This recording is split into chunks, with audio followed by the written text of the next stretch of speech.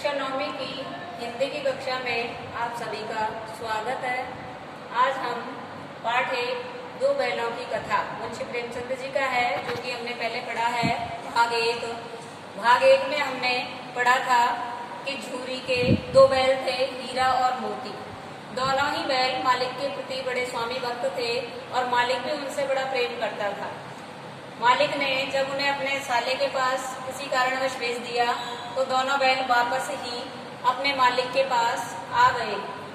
उसके बाद हम पढ़ेंगे भाग 2 उससे आगे, जिसमें हीरा और मोती जब दोनों वापस अपने मालिक के पास आ जाते हैं तो दूसरे दिन जो झूरी का साला था गया, वो उनको वापस लेने के लिए पहुंच जाता है और वहां से उनको लेकर के आता है। तो दोनों ही बैल बड़े परेशान होते हैं और निराश भी होते हैं कि मालिक के पास से हम वापस आ गए हैं, और दोनों गया को फिर से परेशान करते हैं। सड़क की जो खाई थी, सड़क पर जब चल रहे थे वो, तो उन्होंने उनकी जो गाड़ी थी उसको खाई में गिराने का भी प्रयास किया, लेकिन हीरा ने उसको संभाल लिया, क्योंकि हीरा सहनशील था और मोती बड़े गुस्सैले स्वभाव का था, क्रोधी स्वभाव का था। उससे कोई बात सहन नहीं होती थी, जो गलत होता था उसका वो प्रतिरोध करता था, उसका विरोध करता था। इसलिए हीरा सहनशील था और मोती गुस्से वाले स्वभाव का था। जब दोनों वहाँ गया के घर पहुँच जाते हैं तो गया गुस्से में तो था ही, क्योंकि दोनों बैल उसके यहाँ से भाग गए थे। अब गया उन दोनों को फिर से सूखा चारा डालता है, लेकिन दोनों और जो गया है अपने जो बैल थे उनको तो सूखा भूसा न डाल करके खल और चूनी मिला करके, यानी कि अच्छे से उनको अपने सानी वगैरह बनाता है, अपने उनको चारा डालता है, लेकिन दोनों बैलों को बेचारों को सूखा चारा डाल देता है, जिससे वो उसे अपना अपमान समझते हैं और सोचते हैं कि हमारा सम्मान है, उसको चोट पहुंचा रहा है ये गया। और वो दोनों उस नाद की तरफ देखते भी नहीं है, जो उसको चारा डाला था उसकी तरफ वो झांकते भी नहीं है। दूसरे दिन गया ने बैलों को हल में जोता। जब उनको हल में जोता तो हीरा मोती दोनों को बड़ा गुस्सा भी आया, क्योंकि वो अपने मालिक के पास ही रहना चाहते थे। दोनों ने ही गुस्से के कारण बिल्कुल भी जो हल्का आगे एक भी कदम ना बढ़ाया। दोनों ही गुस्से में आकर के टस से मस भी नहीं हुए। उन्होंने गया के हल जोत जुआ इन सबको बिल्कुल आगे नहीं बढ़े, वो कदम ही नहीं बढ़ाया उन्होंने। तब गया ने उनके डंडे मारना शुरू किया और डंडे मारते मारते उसने इतने डंडे, और हीरा के तो नाक पर इतने डंडे बरसाए कि मोती को गुस्सा आ गया और वो हल जुआ इन सबको लेकर के भाग निकला।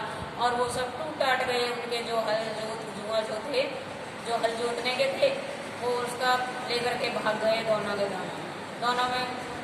पीछे से गया वो आदमियों को लेकर के भगा और उनको पकड़ करके ले आया। मोती को तो फिर भी गुस्सा आ रहा था उसको मारने के लिए, लेकिन हीरा ने धर्म की बात कह करके कि ये हमारे धर्म में नहीं है कि हम हमारे जो जिसके पास हम रह रहे हैं उसको मारे, ऐसा कह करके उसको रोक देता है। उनको घर ला करके बांध दिया जाता है शाम के समय, तो उनको फिर वही सूखा भूसा डाला जाता है और अपने बैलों को खल चून ये मिला करके डाला जाता है। लेकिन उस घर में एक लड़की रहती थी, भैरव उसके पिता का नाम था, और उसकी माँ सौतेली थी, उसी घर में रहती थी वो लड़की। उसको उन दोनों बैलों पर बड़ी दया आई और वह 2 रोटी लेकर के आई, एक एक रोटी दोनों को दिया। जब दोनों बैलों को एक एक रोटी दी तो बड़े प्रसन्न हुए और उनका मन, हालांकि उनका पेट तो नहीं भरा उस रोटी से, लेकिन उनका मन बड़ा प्रसन्न हो गया, क्योंकि उस बच्ची के मन में जो प्रेम था उन बैलों के लिए, तो इससे वो बड़े प्रसन्नचित्त हुए। लेकिन मोती ने कहा कि हम दोनों यहाँ से भाग चलते हैं। वो कैद में रहना पसंद नहीं था उनको, मोती को स्वतंत्रता पसंद थी, इसलिए उसने कहा कि हम यहाँ से भाग चलते हैं। तो हीरा कहता है कि हम भाग करके चलेंगे तो ये छोटी बच्ची को मार पड़ेगी, लेकिन छोटी बच्ची थोड़ी देर बाद दरवाजा खोल करके बाहर निकलती है और कहती है कि तुम दोनों भाग जाओ, लेकिन वो मना कर देते हैं।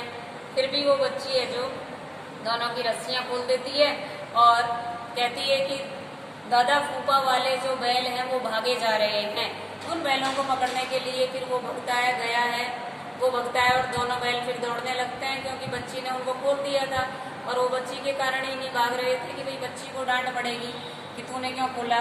लेकिन बच्ची ने जब ये बात कही कि दादा फूफा वाले बैल भागे जा रहे हैं, तो दोनों बैल भाग लेते हैं। वो गया है, वो उनके पीछे दौड़ता है, लेकिन वो नहीं पकड़ पाता है। वो पीछे वापस अपने गांव आता है और लोगों को लेकर के जाता है, साथ में कुछ आदमियों को लेकर के जाता है। इतने तो उन दोनों को भागने का मौका मिल जाता है। दोनों भागते भागते नए रास्ते पर चले जाते हैं, अपने रास्ते को भूल जाते हैं और नए रास्ते पर जब वो जाते हैं तो अपना मार्ग से भटक जाते हैं। हीरा कहता है कि हम मार्ग भटक गए शायद, दोनों है जो, लेकिन वो गया से काफी दूर आ चुके थे। अब दोनों को भूख लग रही थी, एक मटर का खेत उनको दिखाई दिया। उस मटर के खेत में दोनों चरने लगते हैं और बस चरने के बाद में उनका पेट भर जाता है, वो मस्ती से उछल कूद करने लगते हैं।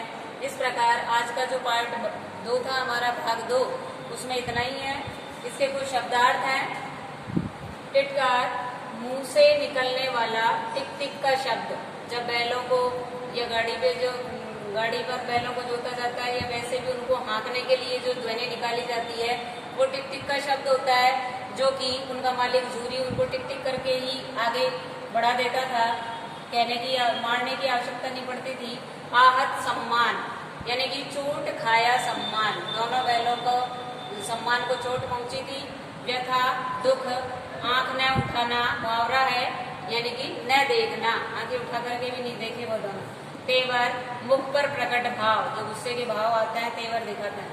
मसलहत, हितकर जो बातें होती हैं। थान, जहाँ पशुओं को बांधने का स्थान होता है। बरकत, विशेषता। रोम, रोआ। अनाथ, बेसहारा। बेतहाशा, बिना होश हवास के, बहुत तेज जो दौड़ते हैं। सहसा, अचानक। आहट लेना, किसी के आने की टोह लेना। आज का गृह कार्य है, शब्दार्थ भी आपको करना है और उसके बाद में जो गृह कार्य में जो 4 प्रश्न दिए हैं उनके आपको प्रश्न लिख करके उत्तर भी करने हैं। दोनों बैलों का अपमान किसके द्वारा और किस प्रकार हुआ?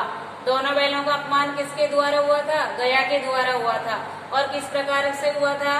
जब उसने अपने बैलों को तो खली और चून मिला करके उसको चारा डाला और उन दोनों बैलों को, हीरा और मोती को, सूखा भूसा डाला, तो दोनों बैलों ने इसे अपना अपमान समझा।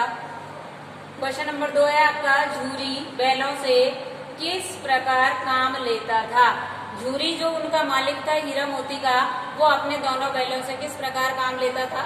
तो झूरी अपने बैलों से बहुत प्रेम करता था और वो लाठी से तो दूर की बात, उनको एक फूल की पंखुड़ी से भी कभी मारा नहीं था। अर्थात वो तो केवल टिटकार करके ही, टिक टिक की ध्वनि से ही वो काम में लेता था और वो आगे आगे दौड़ने लगते थे, हवा से बातें करने लगते थे, अर्थात वो अपना काम तुरंत करने लगते थे दोनों बैल। क्वेश्चन नंबर 3, गया के द्वारा अपमानित होने पर बैलों ने क्या किया? गया ने जब दोनों बैलों को अपमानित किया तो दोनों बैलों ने क्या किया? उनको जब सूखा चारा डाला तो उन्होंने अपना अपमान महसूस किया और दोनों बैलों ने हल जोतने से मना कर दिया। अर्थात हल, जुआ, जोत सबको लेकर के भाग छूटे। उसने हल में जोते तो उन्होंने एक भी कदम आगे नहीं बढ़ाया, उसके खेत की जुताई नहीं की और बल्कि उनको लेकर के भाग गए। हल में जोते जाने पर बैलों ने क्या व्यवहार किया? जब दोनों बैलों को हल में जोता गया तो दोनों बैल टस से मस नहीं हुए, एक भी कदम आगे नहीं बढ़ाया और वो जो जोत जुआ वो जो कुछ भी था उन सबको लेकर के वो भाग छूटे। तो आज के गृह कार्य में हमको ये चारों प्रश्नों के उत्तर भी करने हैं। किताब के पार्ट 2 को भी पढ़ना है आपको पुनः, इन प्रश्नों के उत्तर उसी में हैं और ये शब्दार्थ भी आपको करने हैं।